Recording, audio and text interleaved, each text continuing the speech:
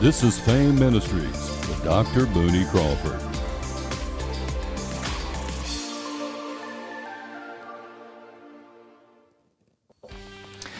Hey, I'm Booney Crawford, and thank you so much for being with us here at Fame Ministries. And today we have a very, very special guest, Mr. Billy Dickson. I know you're going to be encouraged and find what he has to say today very interesting as he talks about shooting movies and shooting projects in Hollywood. And you'll know some of his shows like Ally McBeal, One Tree Hill. He's worked on many different projects for like Warner Brothers, and it's just an incredible conversation we're having with Billy today, so thank you for being here.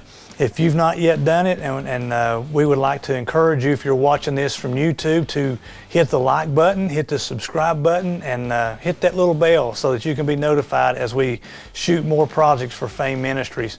So today, I want you to know that if no one's told you they love you, I do. And I appreciate you being here and appreciate your support and your love that you've shown to Fame Ministries. So now let's get on to the interview with Mr. Billy Dickson. Well, Billy, thank you so much for taking time to be with us here at Fame Ministries. It's just an honor to have you, and I know you're a very busy guy, and I'm so thankful that you took time out to be with us today. Pleasure to be here.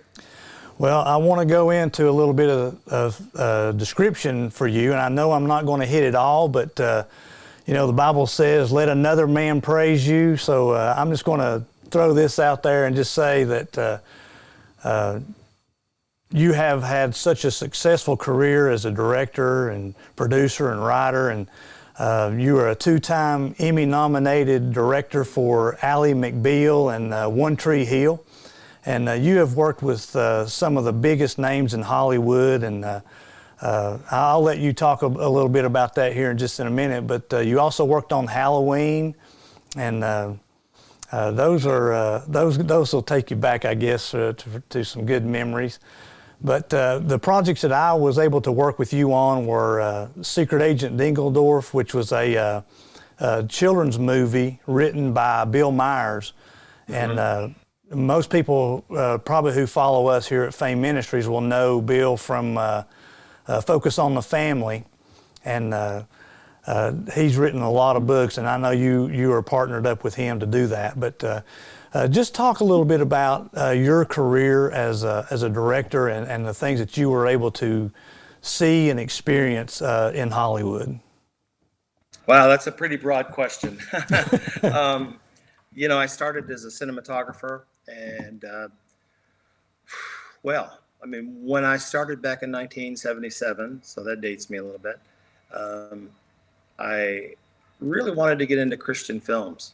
I had gotten out of college, and I was ready to I got my first job on a TV movie as a camera assistant, and yet I was still trying to find that way into Christian films at the time.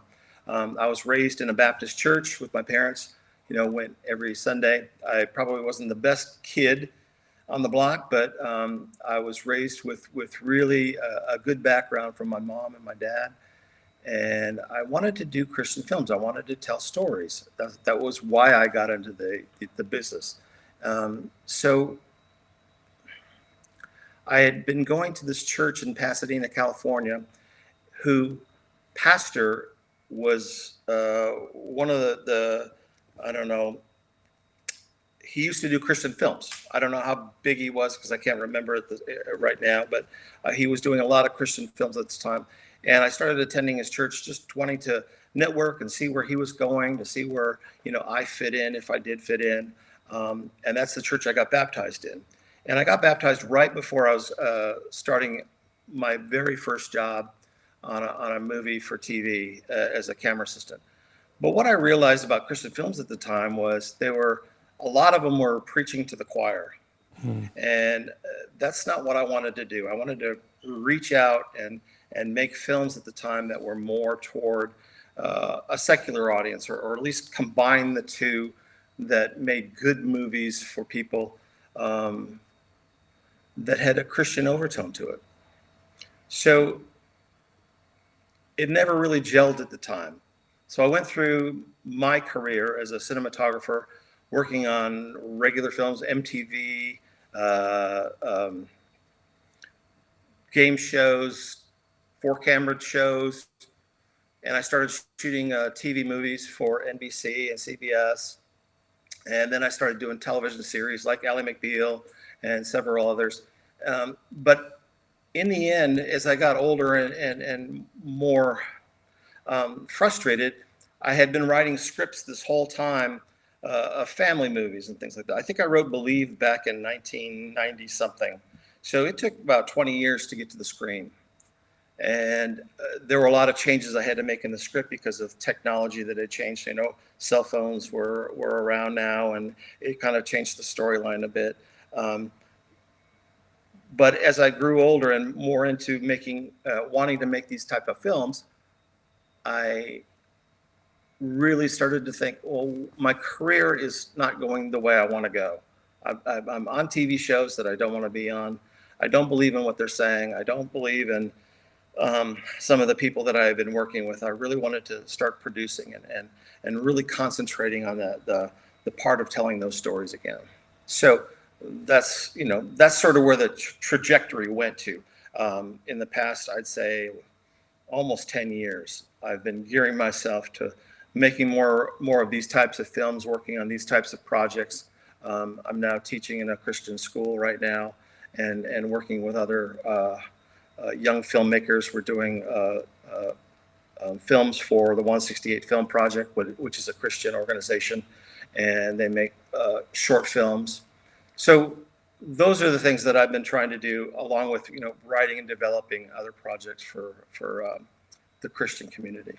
I want to just say that had I have known I didn't know a whole lot about you when I met you and you called me up to do some things. But you were intimidating as it was.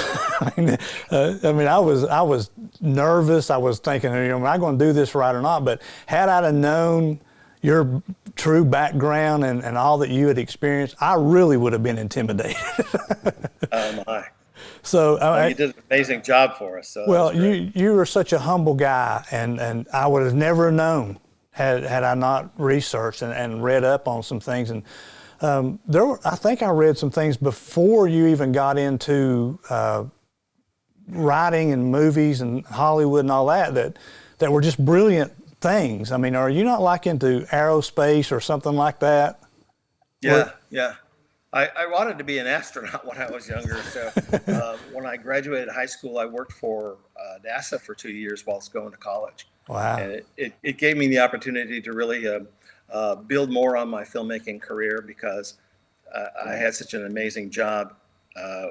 We were computer operators at Jet Propulsion Laboratory in Pasadena, and I was working the graveyard shift, so I'd work all night long. I'd go to school in the morning. I'd be there by 7 o'clock. I'd sleep in my car in the afternoon, and then go back to work every night. And I was able to read a lot of books on filmmaking that I wasn't really taught in school. So that was kind of a fun opportunity for me. Plus, I've written a couple scripts about growing up in the 60s and 70s, about the film. About the space program. I wanted to tell a story about what it was like, not from the astronaut's point of view, but from the point of view of being a kid growing up, wanting to be an astronaut, seeing the space projects, come to life in front of you, and what it was like, how people today still talk about that and have that as a nostalgic memory to their childhood. That's interesting. I had no idea, and to see you work and do the things you do, it was just a wonderful experience, just to experience all of it, because I had no idea what all went into making a movie, and it was just a lot of fun. But we attended the same church, Calvary Community Church out in Westlake Village. Right. And there was a gentleman there, and I don't remember his name, but all I know is he played Opie's best friend on Andy Taylor years ago. And we sat down with the pastor and him one day, and we were just having a conversation, and I asked him, I said, do you think that Christians are blackballed or cut out of things in Hollywood? And he said, not really. And I'd asked several other people that same question, and they said no. But, you know, people that outside of Hollywood think that that's the case. But Yeah. I asked him, I said, well, why do you think that Christians are shunned a little bit in Hollywood? And this is what he said. He said, people think that Christians aren't mean enough to get something done in Hollywood. And I thought, well, that might be true, but what the community don't know is meekness is not weakness. It's just power under control. So I think it would be a great thing for Christians to have more of a, you know, an authority place in Hollywood. How do you, based on that guy's saying, how was your experiences with those types of things? Well, it is a different, you know, it's a very liberal business. I think a lot of Christians tend to be a little more conservative in their thoughts. So we don't get it. We try not to get into those conversations too much. Not trying to hide your Christianity, but just not being someone who outgoingly wants to talk about it. I think everyone knew I was a Christian. Everyone knew what I did. I didn't participate in a lot of things that you know, others did, but I still did my job and I still work professionally. I think that's what it is. It's really about the professional workplace. Mm-hmm. that some Christians, especially the Christian filmmakers, I don't see a lot of them that have been through that professional program, so to speak. I think they need to be more and more aggressive with what they can do and not be afraid of, you know, doing a television movie or a TV series or something that is against their grain, because they learn more and they can take that. And that's what I've done. I've taken that knowledge and that experience into the Christian film world. I find a lot of the Christian film world is really, there are very few really, really professional films out there.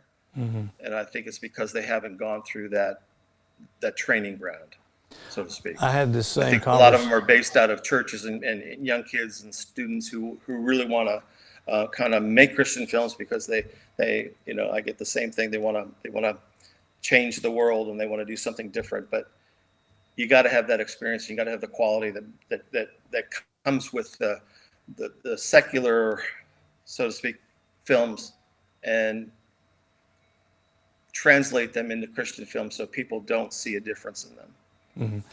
I had this same conversation with a mutual friend of ours, Ryan O'Quinn, and right. I asked Ryan this same question, and he said, no, he said, Christians aren't afraid of their faith out here. They're just exactly what you said. They're not that open about it. He said, but if you ask them, they'll tell you. And yes.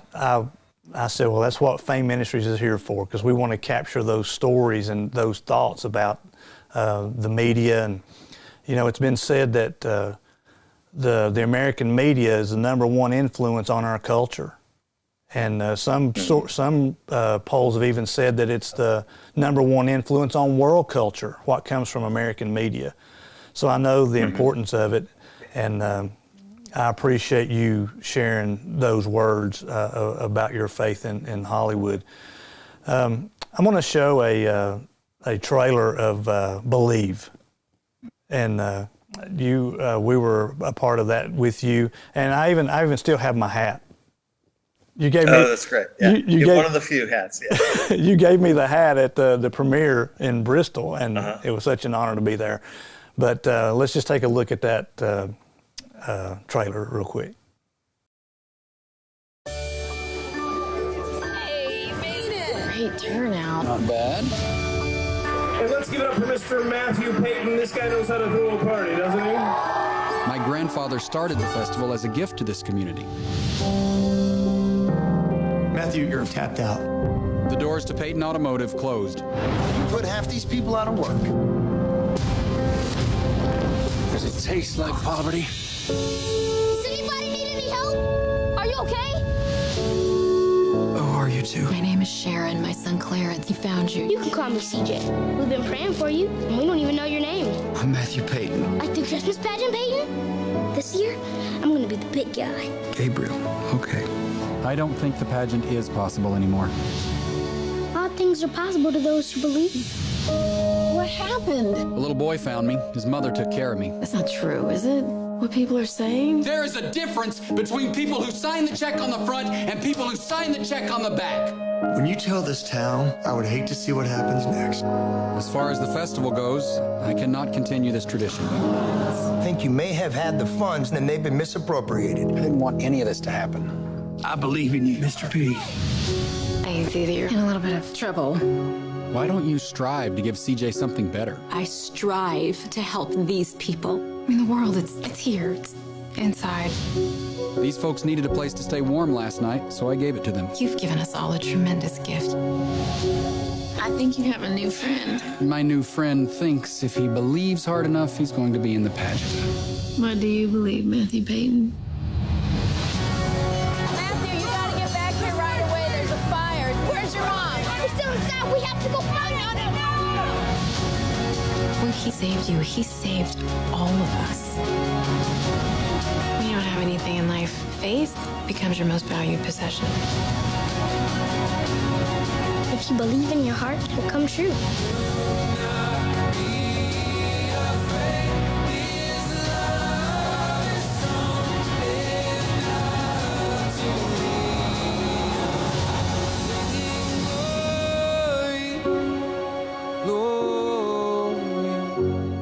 Billy, that was such a wonderful story. It's a Christmas story and it's a faith-based story. How did you come up with that storyline? That's a good question. It happened a long time ago. Like I said, I'd written it in the 90s, I believe, mid to late 90s. So it had been sitting around for probably 20 years. My agents thought it was too bland. Well, usually stories come to me through some sort of visual, some sort of thing I see, and I want to write a story about. It was about a guy and a little boy that I thought were best friends. I liked the idea of someone being underprivileged and living in a homeless kind of environment, and I wanted to write a story that was really about Christmas. I really enjoy A Wonderful Life. I love that story. How do you translate into something more modern day? I do remember that my sister at that time, when I wrote the story, I wanted to write her something very meaningful because she was dying of cancer. She was my sister that was directly a year older than me. And she was a school teacher, had 2 children. And I think she was about 37 years old, and she was dying of cancer. And I wanted to write a story for her. In fact, there's a dedication in the credits for her because she died shortly after that. And it was just a story about a boy and a father figure. And I think that's so important for me. Those are the seems to be the type of stories that I do write. A boy and his dad, or a boy and it just, that relationship that I'm so that I grew up with, me and my dad, and wanting to be a part of that, and how the father figure is such a big important part with children. So that was a huge part of the story. Wanting to have successful ending with a kid who really, really wanted and had a dream that he knew God was going to answer. And that's the most important part. He had a dream that God was going to answer. And he believed and he believed and he believed. So that's kind of the idea of the story. And I know, again, well,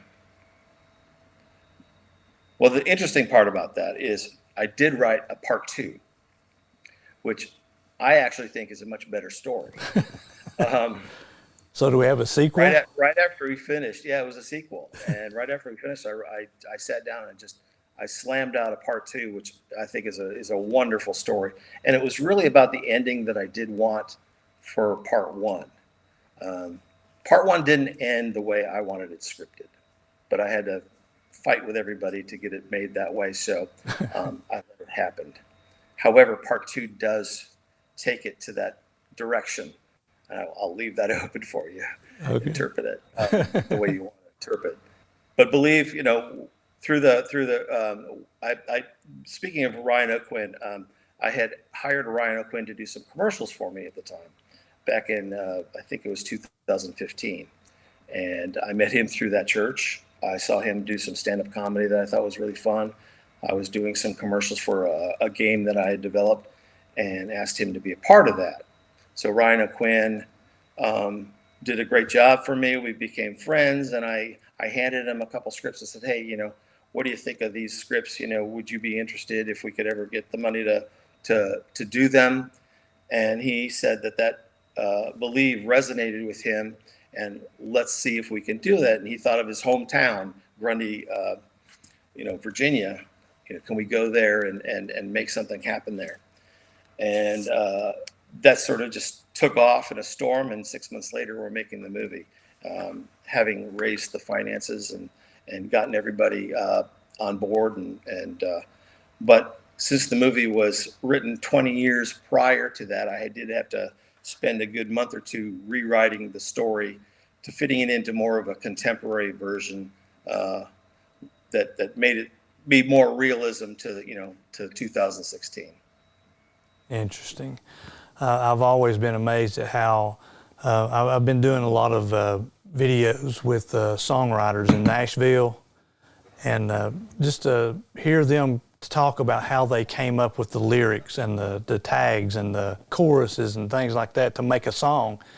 It's equally amazing to me how you guys put together a script and a storyline to be able to tell this whole story in just this short amount of time.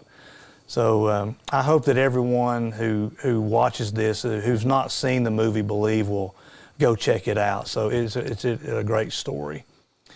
But one thing we like to do here at Fame Ministries, Billy, is take experts like yourself and people who do what you do to offer a moment of encouragement to younger people who want to do what you do, especially in the realm of knowing that, a lot of people think that they're being thrown into the devil's playhouse when they go to Hollywood, but that's just simply not true. And what encouragement would you give people who want to go into this industry? I think now that I'm doing a lot of teaching now, plus I'm mentoring college students, graduates, and young filmmakers in the Atlanta area, and we get together for a night every month or so, and we talk about what our issues are in the business. We relate to each other. I give them a master class full of information and stuff that they can learn. They decide what they want to be taught, and those are the kind of programs I recommend for anybody. If you're Los Angeles area, sign up for classes. Go to places. Meet more people as you want to become more and more involved. Church is such a great way to get involved with this type of ministry, because some of the bigger churches have cameras and video productions, but they don't do a lot of production themselves. Try to encourage that. Go in there, get some friends together, go on the weekend, shoot little short films, enter film contests, do those things. Find those places where you can be with other like-minded people that want to do the same thing with you, because you'll learn a lot from them. Absolutely. And I also know, going back to your thoughts on believe, the Bible says that all things are possible to those who believe. And if you stay true to your faith, you'll be protected in that industry. And you're exactly right. You need to surround yourself with people who have the same vision, same thoughts, and same concepts and beliefs as you do, and you'll be successful. Billy, is there anything else you want to add before we close out? No, I think this is a great opportunity for people in the arts and the film industry for what you're doing here. I think it's an amazing outlet. I think that there is a real need for Christian films. I think we just really need to get together and figure it out. Hang in there. Pray for things to work out with you in the industry, or however you want to do this. There's such a need for it. There's a need for good entertainment. There's a need for good Christian films. I think this outlet here is a wonderful opportunity to be on. Thank you very much. Well, Billy, thank you again for taking time, and God bless you, and tell your sweet wife we said hello, and the rest of your family, and we love you, and thank you so much for being a part of Fame Ministries today. Thank you, sir. Thank you. Well, let me just take just a second to say thank you again for being with us today. I hope that you were encouraged and found our conversation with Mr. Billy Dickson very interesting. What a great, wonderful guy Mr. Billy Dickson is. If you're out there and you are a media creator and you would also like to share your story of faith with Fame Ministries, we would love to hear from you. You can reach out to us at fameministries@gmail.com. Send us an email. Let us know that you'd be interested in sharing your story, and let us be a light that is set up on a hill, sharing our love and our joy of Jesus Christ and how He has changed our lives. So please let us know if you would be interested in doing that. We would love to hear from you. But today I just want to say thank you again for being with us. All of you who are new followers, all of you who have been following us for a while, all of you who are watching us on YouTube, thank you so much for being a part of what Fame Ministries is trying to do. And please share this video. Please share it with your friends. Let it be an encouragement to them as well, especially those people who are thinking maybe that they want to go into the entertainment industry. And as we share these stories, they will be more enlightened about how to handle certain situations and circumstances as they try to navigate the world of Hollywood. So thank you so much for being here. Again, if no one has told you they love you today, I want you to know I do. God bless you, and thank you so much for being a part of today's broadcast at Fame Ministries. God bless all of you. We love you, and we will see you next time.